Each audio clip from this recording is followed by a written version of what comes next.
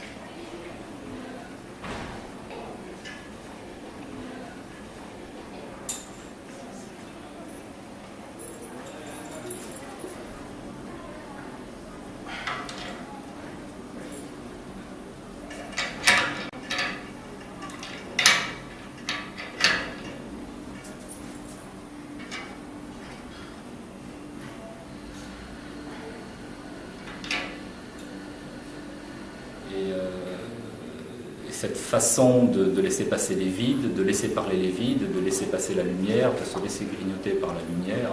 est quelque chose qui pour moi est proche de cette attitude mentale qui va au bout d'une expression, qui s'adosse à un moment donné à une forme de néant ou à une vacuité, et qui fait ce pas en avant, qui propose un geste, une explication, un mouvement, ce qui va devenir un concept pour un grand philosophe, ce qui va devenir une interprétation brillante pour